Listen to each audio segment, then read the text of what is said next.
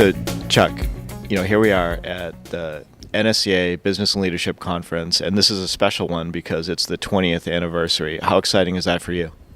Well, for me, it's pretty exciting because I just went through all of the different binders from every year, and I'm thinking about, the great presenters we've had for 20 years now, and it's pretty impressive, I think, to have our members be exposed to the type of business professionals that come up here and talk to our group. So to me, I'm just thinking about, what all we've accomplished in that 20-year time and trying to elevate the profession, if you will. And I think we've done a pretty good job with that.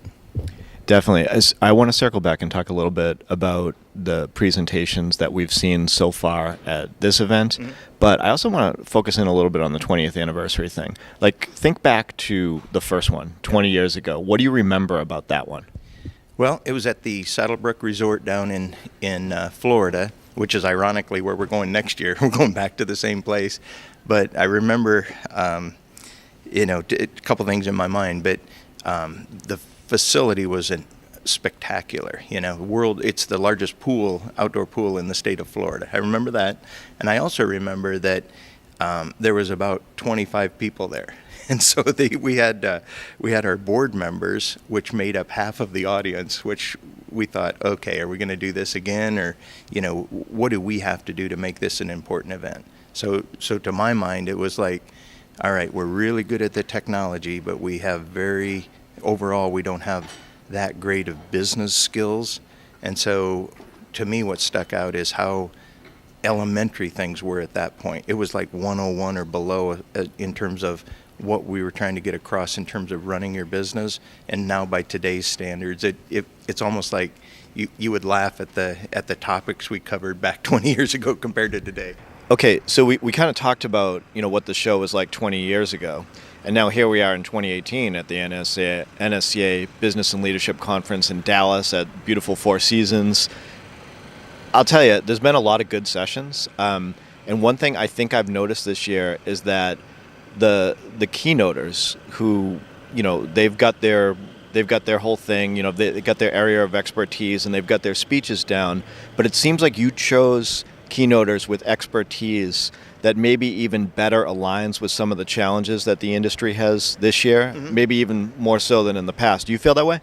Yeah. So, and how that works is our BLC planning committee, their focus is on content. So we take actually from the calls we get in the office and when we're meeting with our members, we develop the content based upon how the committee sees the challenges of today, and when I report on what things our members are talking about.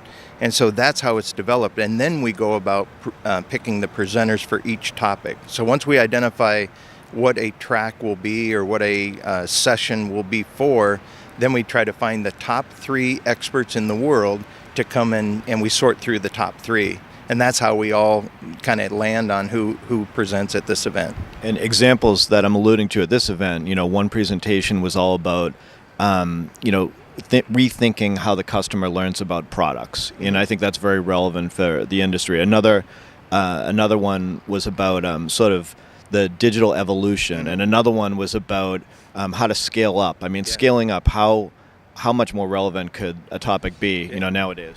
Yeah, and so that was one of the first tracks we identified for this year, was how to grow your business and how to scale both up and down according to the opportunities that are out there, according to the amount of talent that you can bring into the organization.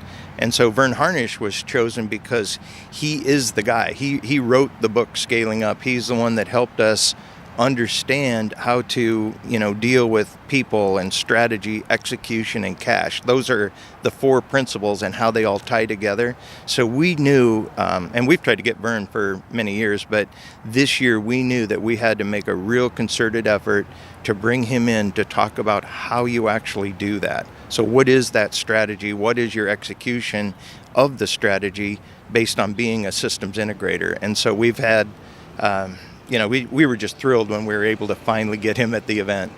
Just real quick, one of the sessions that I thought was really good at this year's event was not one of the keynotes, but one of the breakout sessions, and you were actually involved with it. It was all about digital natives, or really that's kind of code for millennials or Gen Ys, and getting the most out of those really valuable resources within organizations. One of the reasons I loved that session was how involved the room got. And I think one of the things in this industry that we're always kind of skeptical about is wondering if sort of the older folks in the industry or the veterans of the industry are embracing what millennials have to offer. What I saw in that room was that, they have a lot of questions, but they weren't gripes. They were genuinely concerned about how to better integrate millennials. And I liked that session. I want to see what you thought.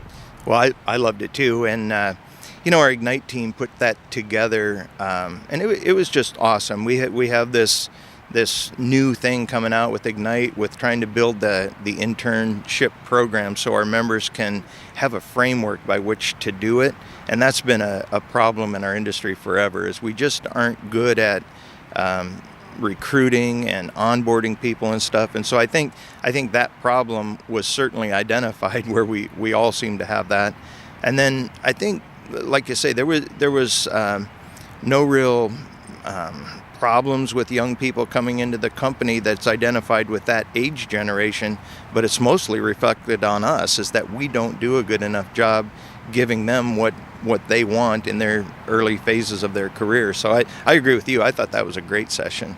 Well, Chuck, congratulations on this year's Business and Leadership Conference, and also on the 20th anniversary. Yeah, thank you, and thank you guys for doing this. We couldn't have grown the event to the size it is without you guys, so we appreciate all the effort and contribution you have as well. We love being a part of it, and have a great rest of the event. All right, thanks, bud.